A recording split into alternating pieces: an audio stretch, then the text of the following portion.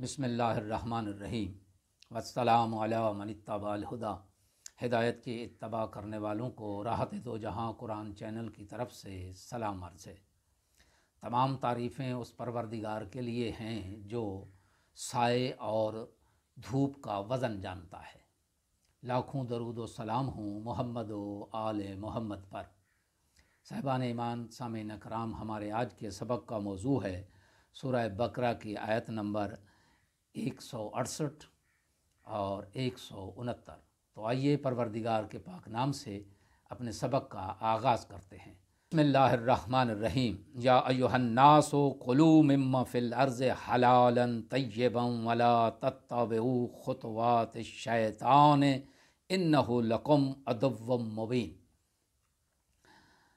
انما یامرکم بالسوء والفحشاء وَأَن تَقُولُوا عَلَى اللَّهِ مَا لَا تَعْلَمُونَ۔ آیات کا ترجمہ: لوگو، زمین میں جو حلال اور پاکیزہ چیزیں ہیں انہیں کھاؤ اور شیطان کے نقش قدم پر نہ چلو، یقیناً وہ تمہارا کھلا دشمن ہے۔ وہ تمہیں برائی اور بے حیائی کا ہی حکم دیتا ہے اور اس بات کا کہ تم اللہ کی طرف وہ باتیں منسوب کرو جن کے متعلق تمہیں علم نہیں ہے۔ ان آیات کی تفسیر: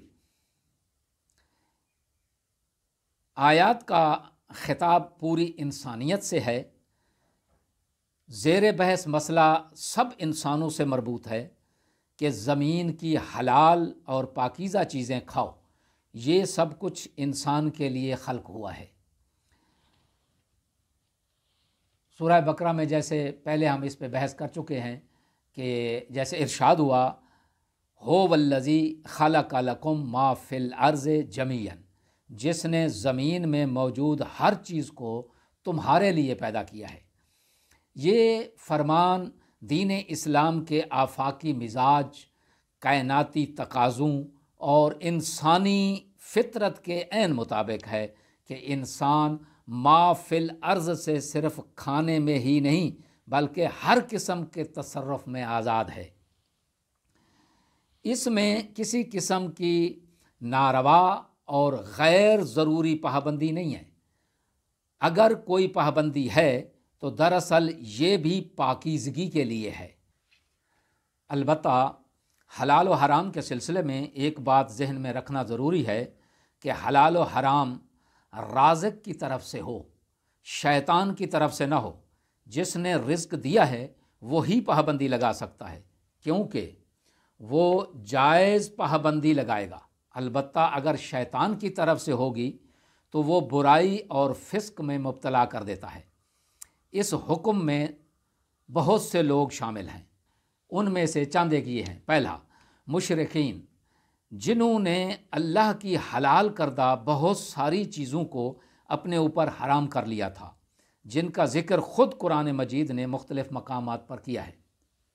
دوسری مثال ہے ان لوگوں کی جو رہبانیت اختیار کرتے ہیں، رہبانیت ترک دنیا کرنے والے، جنہوں نے خود اپنے اوپر بہت ساری حلال اور طیب چیزوں کو حرام قرار دے دیا ہے۔ یہ باتیں اذن خدا کے بغیر خود اپنی طرف سے تشریع اور تقنین میں دخل اندازی شمار ہوتی ہے، جو شیطانی عمل ہے۔ کچھ سادہ مسلمان بھی اس توہم کا شکار ہیں کہ مومن کے لیے زمین کی تمام چیزیں جائز نہیں۔ اس کی تفصیل انشاءاللہ مناسب مقام پر آئے گی، اس پر ہم بحث کریں گے۔ اس آیت اور دیگر متعدد آیات سے ایک ضابطہ سامنے آتا ہے کہ اسلام کے نزدیک بنیادی طور پر زمین کی تمام نعمتیں حلال ہیں۔ کسی چیز کی حرمت کے لیے دلیل ضروری ہے، لیکن کسی چیز کے حلال ہونے کے لیے یہی کافی ہے کہ اس کی حرمت پر کوئی دلیل نہ ہو۔ مزید کسی دلیل کی ضرورت نہیں رہتی۔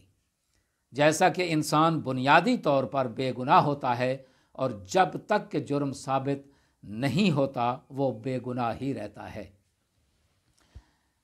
اس آیت میں بیان ہونے والے اہم نکات: پہلا نکتہ یہ ہے کہ خدا کی پاک اور حلال نعمتوں سے لطف اندوز ہونا دنیا پرستی نہیں ہے۔